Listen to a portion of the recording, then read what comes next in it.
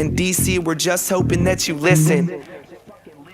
Welcome to the Washington football team preview show. It's me, Amit, and that is KDot. We are back with you for week 2 of the NFL season. If you want our thoughts on the Washington football team LA Chargers game, that was in our latest video release. So we're not going to talk about the Chargers game at all. We're just going to jump straight into the New York football Giants. And what we're going to do is we're going to recap their game against the Broncos very quickly. We're then going to go through the injury report. Then keys to the game: Giants offense versus our defense, Giants defense versus our offense, including Taylor Heinicke expectations. We're going to go through that together, and then we are going to conclude by giving you our score predictions as well as any prop bets we may like. K-Dot, how are you feeling so far, bud? Feeling good. I mean, we said we're not going to talk about that Chargers game all that much, but I'm still a little hungover from that loss. Yeah, but, well, you know, looking forward to look. When you guys are seeing this, so the one we're recording, I'm looking forward to tomorrow, or when you guys are watching this today, later on today. Right. But I'm also kind of scared. But we'll get to that. Yeah, I mean, no one wants to start 0-2. Like the best do, goldfish memory, to quote Ted Lasso, you just move on. Move on to the very next game. Move on to the very next play. Yeah. Oh, dude, it's a great show. Definitely. Yeah, I'm endorsing Ted Lasso officially. But anyway, let's go ahead and jump straight into it. The New York football Giants lost their home opener as well. So similar to us, they lost their home opener to the Denver Broncos 27-13. It really was 27-7 because Daniel Jones, on the very last play of the game, quarterback draw to score. That was it. So 27-13 final. Speaking of Daniel Jones, 22 of 37 for 267 yards, 2 total touchdowns. So 1 rushing, 1 through the air. He did lose a fumble in that game. On designed run plays for the running backs, 14 carries for 33 yards. That's it. They were anemic on the ground. Saquon Barkley still recovering from an injury. 10 carries for 26 yards. Devontae Freeman, 4 carries for 7 yards. Daniel Jones actually led the team in rushing, 6 carries for 27 yards and that touchdown we mentioned earlier. And the Broncos did whatever they wanted to on offense. Teddy Bridgewater, efficient, 28 of 36 for 264 yards and 2 touchdowns. And Melvin Gordon, have yourself a day. 11 carries for 101 yards and a touchdown. That touchdown run was 70 yards. Javonte Williams, the rookie, 14 carries, 45 yards. The Denver Broncos looked great. We hope to look that great. But let's talk about the Giants.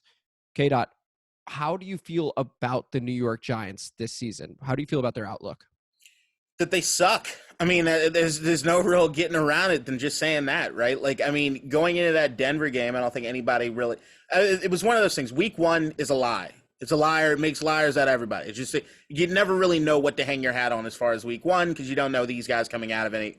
It's just weird. It's always a weird week. Like, I'm about to do another podcast. I have somebody get my ass chewed out for how many games I got wrong last week. So take everything I say with a fucking grain of salt. But the Giants going into this season, I don't think anybody on paper think that they're going to be a playoff team. I think everybody's looking at. I think every time that I've seen anyone look at the rankings of the NFC East, they're 4th, 3rd or 4th, just right around there somewhere at the end. Saquon Barkley does not look like himself. That offensive line is absolute trash. Daniel Jones turns the ball over a lot, even though I will give him credit. He didn't do it that much this game. It's just this is not a team that I think anybody's looking at that says that they have the talent necessary to really take it to the next level. In that game, that 27, like you said, that game should have been 27-6, right? Like it wasn't necessarily 27-7. It really didn't didn't seem that close. And if you look at Daniel Jones' stat line, I mean, it's kind of a liar to you in the sense of what it is or how efficient he was. It just didn't look like they were doing much as far as getting the ball down the field at all. Yeah, and if you look at stop Teddy. Right, and if you look at the advanced analytics there, he actually had 7 bad throws. So 22 of 37, 7 of those were just bad. So, I mean, Daniel Jones, he's been in the league for 2-3 years now. Well, drafted same year as Haskins, and we know how Haskins worked out here. I know New York Giants fans probably want to move on from Daniel Jones, and we'll get to him and the Giants offense in just a bit. But let's now move on to the injury report. So for the Washington football team, Ryan Fitzpatrick, as we know, hip subluxation, out 6 to 8 weeks. He's on IR. That means it's Taylor Heinicke time, and we will get to him. in a little bit. And then Antonio Gibson with a shoulder injury was limited on Monday, but then put in full practices Tuesday and Wednesday. So he is good to go for the game. Now, flipping to the New York Giants, they've got a couple big injuries. There's left guard Shane Lemieux, who did not practice all week. He is declared out for the game. That means backup Ben Bredeson is going to be playing for the New York Giants. Our D-line's got to look at that and attack him. And then Evan Engram, who is a favorite target of Daniel Jones, missed the first week. He's missing this week as well. He also will not be playing. Cam Brown, special teamer for them, is not. Saquon Barkley limited all week, but he probably will play. It's 2 games in 5 days from a pretty big injury, so maybe there's an outside chance he doesn't. I fully expect him to play. KDot, do you expect Saquon to play? I assume you do. Yeah, I think he's going to start. Yeah. Okay, cool. So that's the injury report for you guys. And now let's move on to the Giants offense versus our defense. KDot, to you, what are the keys to the game and what are you looking for on this side of the football? I think it's a repeat to a certain degree of what I said week 1. Pressure, pressure, pressure, and especially what you said week 1 with the front 4. I mean, there were times in that last game against their Chargers that you saw we dialed up at certain times, but overall, you saw that Herbert looked entirely way too comfortable in that pocket and was able to just sit down there as the linebackers were kind of screwing things up in those coverages and was able to pick us apart going all the way down the field. Then they would get stout again right there at the red zone. I think for us, we need to get home with the front 4 a lot this week. I mean, we were unsure about what the Chargers' offensive line was looking like, being that they had 4 new starters and they had a rookie starting here. The Giants' offensive lines to every measurable dimension isn't good. And if you have a front 4 like Washington's supposed to have, you need to get that pressure in there. Daniel Jones is someone who does he makes some dumb throws. And if you especially get the pressure there on him, it allows that secondary on our end to eat. And we did pick off Herbert. It went to shit after Antonio Gibson fumbled the ball and gave it right back to him. But I'd like to see what it is we can do as far as getting pressure there, because we've got a lot of these young guys there on the back end of the secondary that need the help. I mean, if you looked at some of the PFF stats for some of the guys in our secondary, as far as Benjamin St. Juste, McTire, I think his name is. I'm still having trouble fucking. Torrey McTire, yeah. Torrey McTire.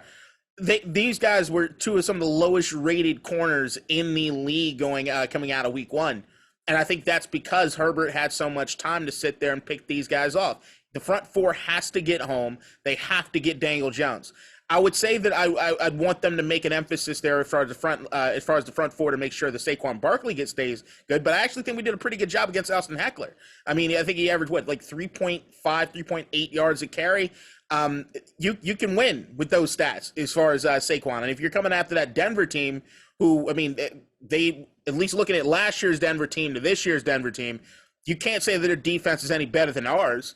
I mean, they might have Von Miller, who's the best player on either one of those teams as far as that, but you can't say the Denver's defense has been better than ours.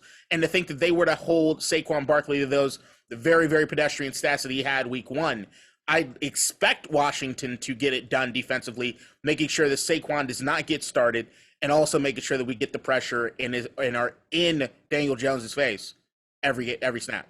Yeah, it's almost like you read my mind. Those are also my 2 keys. I've got attack Ben Bredeson. So just a little bit about Ben Bredeson, the backup, as we deep dive here on District Divided, the left guard for them. He was a 4th-round pick last year by the Baltimore Ravens, pick 143 overall. They were so disappointed in him that they traded him to the New York Giants, plus a 5th-round pick, plus a 7th-round pick for a 2022 4th-round pick. That means in the draft that the New York Giants were just like, I don't know, we'll give you a 5th, we'll give you Ben Bredeson, whatever. But for the Ravens to not even ask for this year's, like, they didn't have a guy in mind this year. They were like, who cares? We'll just take a 4th-round pick next year. That is saying something about what they thought of Ben Bredeson, who is an excellent run blocker coming out of college, but his pass blocking, very suspect. So the front 4, get after this guy. Rotate, do what you need to do to get after this left guard, because apparently his lateral movement isn't very good according to reports. The only good thing the Giants have said about him is he's a smart dude. That's it. They haven't talked about his athleticism. They haven't talked about his ability to block. They said he's a smart dude. He's picking up the playbook.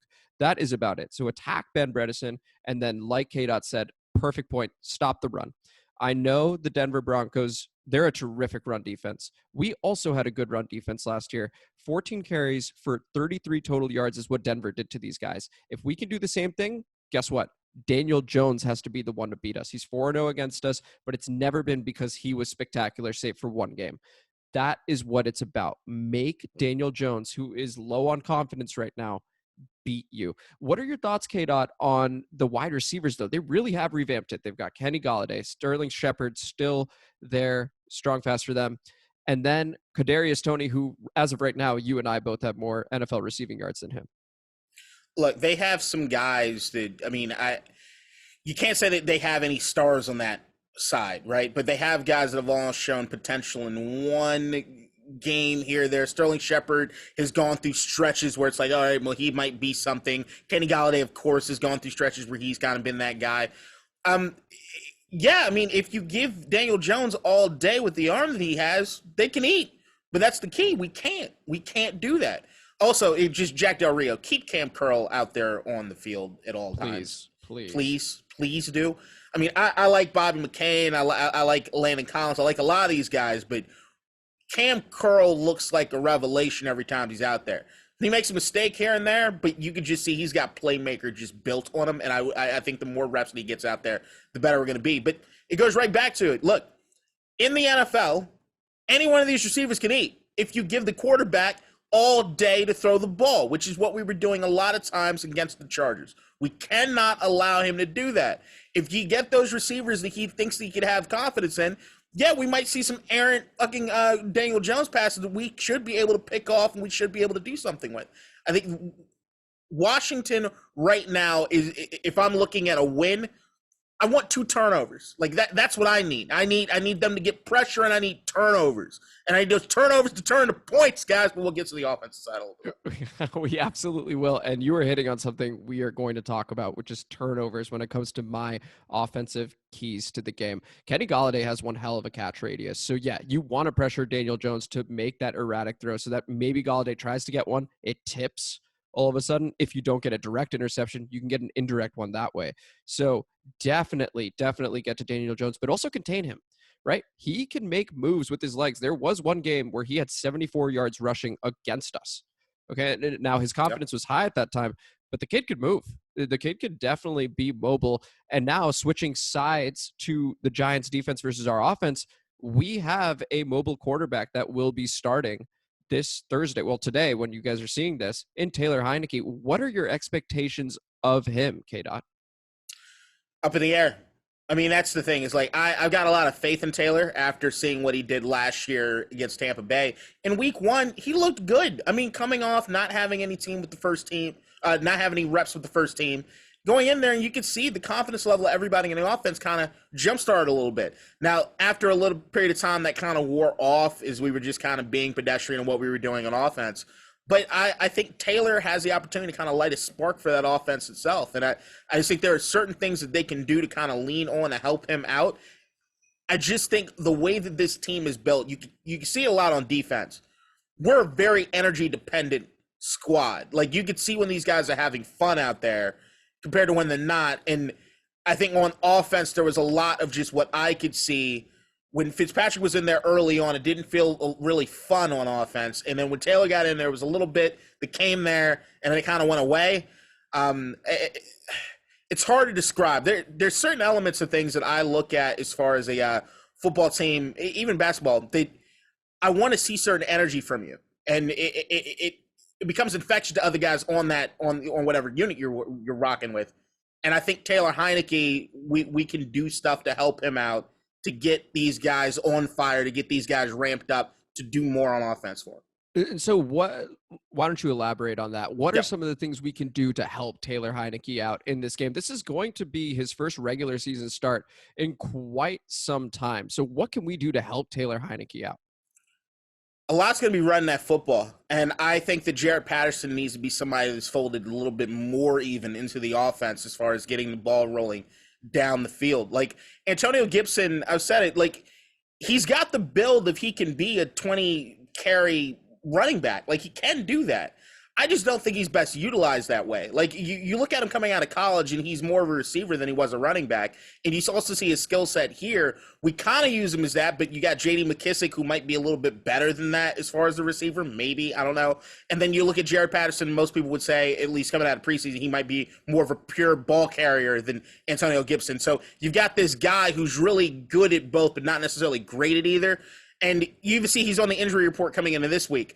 What I think you got to do as far as getting the offense rolling is get Jaret Patterson the ball on first and second down a few times, man. Like, I want to see him start getting some of these carries. I want to see the offensive line kind of get on fire. There were too many times where I'd see Antonio Gibson. This is another thing that kind of bothers me about Gibson. And I know that I might be being a stickler for certain things, but there's a certain element every time that you get tackled when you see a frustration.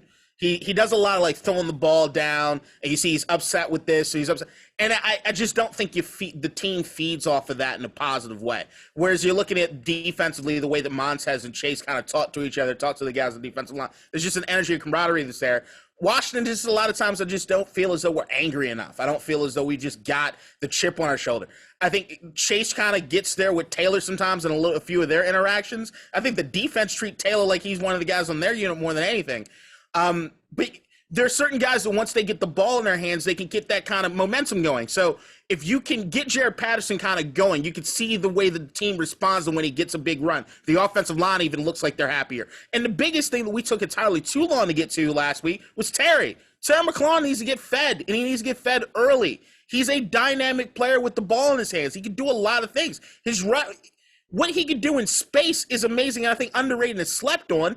And not to mention, he runs a lot of these go routes better than almost anybody that's in the league. You saw that catch that he made last week in that Chargers game, which I still don't have any idea how he came up with that. I replayed it immediately before they got a chance to replay it. I hit rewind on the TV because I was like, he didn't catch that. Like, I couldn't believe he did it. But you just see the energy level kind of there. We need guys that the team rallies around and kind of get happy and get excited about. That's what I love about Taylor Heinicke is I think he is one of those guys. And like you said, he's almost in the club with Chase, with Montez, with that defensive unit. They respect him. They love him. You remember when Chase was pointing at the back of his jersey after that run. The guy can provide a spark to this team, and he helps the defense out because he extends drives with his legs, right? So it's not just sitting back in the pocket. He does make some mistakes at times. Yes, I will give you that. But the energy he provides and the overall decision-making is good from Taylor. It seems like he has developed a lot since his Carolina days. And again, that Pro Football Focus score he got against the Tampa Bay Buccaneers, the best throughout the playoffs, the best throughout the wildcard round, the best against that Bucs defense, the best, period. He was spectacular in that game. Are we expecting him to do that? Not necessarily, but I want him to be himself. I don't want him to hold back. I want him to be the gunslinger everybody says he is. Take those chances. We get that SportsCenter top 10 number one play like we did with Terry McLaurin. It looked like a pick. Next thing you know, there's a bit of magic to the guy. And Jaret Patterson, I totally agree with you, KDot, because Antonio Gibson didn't just fumble once. He lost one, but he fumbled twice. That is true. He did fumble right on the sideline on the possession before.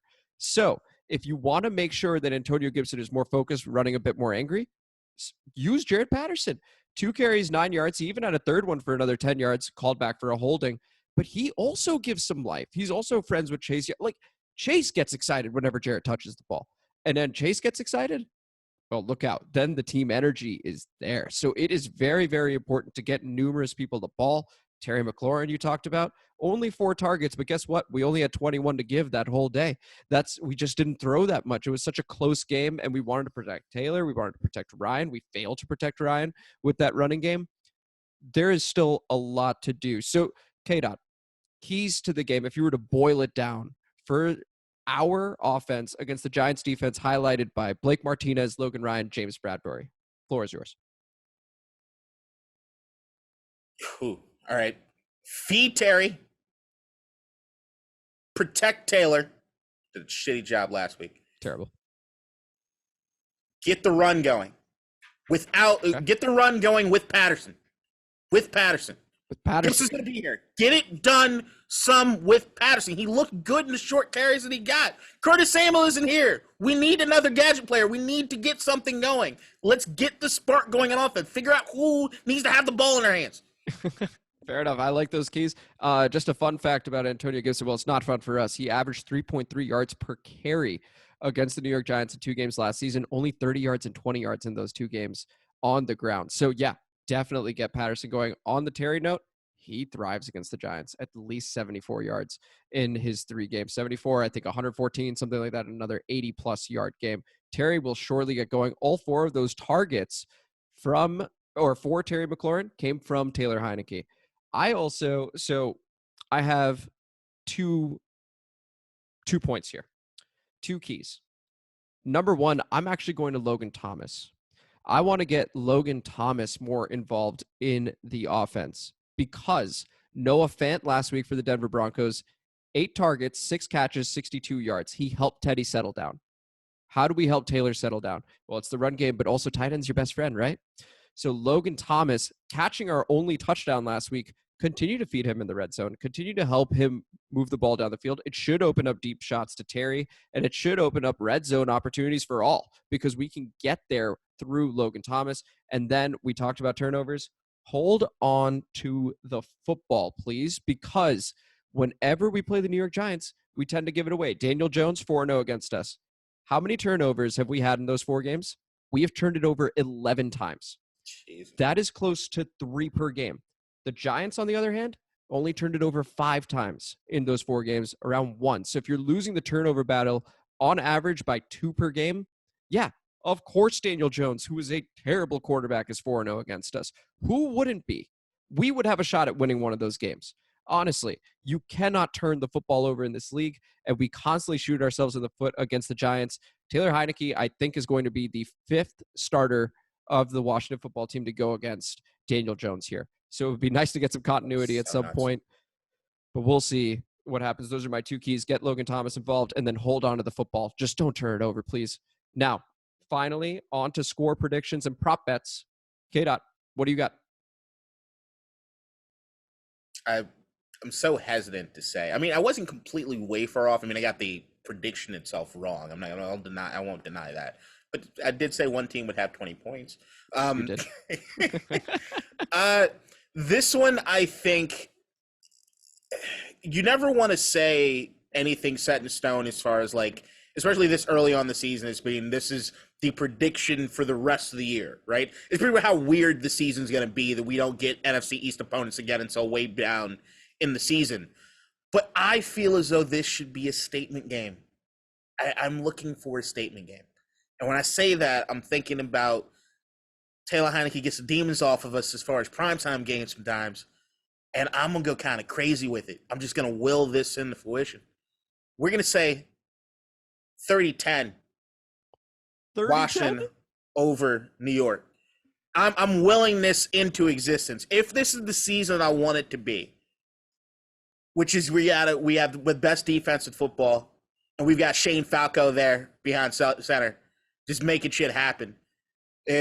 Somebody get Ron Rivera a Gene Hackman hat to be there on the sidelines. I mean, that might be foolhardy. I still think we're going to win this game, but I think this needs to be a statement game. I want this to be the coming out party for the Washington football team. So I'm going 30-10. 30-10 Washington. That's KDot's prediction. We did not talk about this before. Washington's favored by 3.5 points. The over-under is 40.5. So you are just south of that under with 40 total points. You got Washington covering. I've got Washington 27-10. So we are incredibly close. I have it written down over here. Love it. I say there is a chance we go down early, but I think Heinicke then settles down, and all of a sudden we are moving. Like you said, it's a statement game. I think he provides that spark plug energy that we desperately need, and it really fits what our team is about because the defense, again, they jaw. They get after you. They sack you. They hit you behind the line. They're not a quiet team. They have a persona about them. And I think Taylor Heinicke perfectly complements what they want to do on the other side of that football. So I've got Washington 27-10, New York Giants. KDot just got 30-10, Washington. Love it. So we're on the same page this week. Last week I picked the Chargers if Eckler played, 24-20. Ended up losing by 4. But this time we're on the same page. So very much looking forward to that. Any prop bets, KDot, that you looked at that you like, or do you want me to start with this one? Nothing crazy. No, I haven't seen anything, but be it because it's our defense and Daniel Jones, I did see one thing that I'm like, all right, I'll be with, which was that Washington's defense gets 3 turnovers this game. Okay. 3. It's a big number for us. Okay. Hey, three turnovers. That is a big number. We did do that once in one of those 4 games, but we turned it over 4 times in that game ourselves.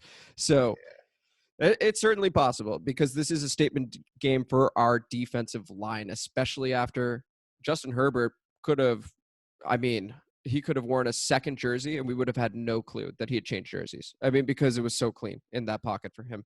The 2 prop bets I like, I got Antonio Gibson under 71.5 yards. That's minus 116. Gibson again last year, 30 yards and 20 yards on the ground against the New York Giants. And I do think Jared Patterson gets a little more involved this week, and probably J.D. McKissick too, just to mix it up a little bit. It depends on who Taylor Heinicke got some of these reps with as well. They will try and make it comfortable for him from the offseason. And then, again, Logan Thomas, I'm beating that drum. Logan Thomas to have a touchdown and Washington to win is plus 200. So $2 for $1 that you bet 10, win 20. That's what I have. I would definitely put money on Logan Thomas to have a touchdown and Washington to win. And that's going to conclude your Washington football team preview show against the New York Football Giants. This is District Divided. I'm Amit. That's KDot. Thank you so much for listening. KDot, any final words for the audience? We better win this game. I'm right there with you, man. We're both trying to will this into existence. We need to win this game. I know, and it's at home. If we lose two straight home games, and then we go to Buffalo. This season does not get easier. We need to win this game. Need to win this game. And as a final reminder to folks, we do have 5 straight division games to end the season. So you would love to go 1-0 in the division. And no matter what happens through the season, we can sweep the division at the end versus going, and we're 0-1 in the division. Excuse me. That is a huge, huge point there, KDot. We must win this game. So once again, District Divided, I'm Amit. That's KDot. Thank you so much for listening, and we will see you next week.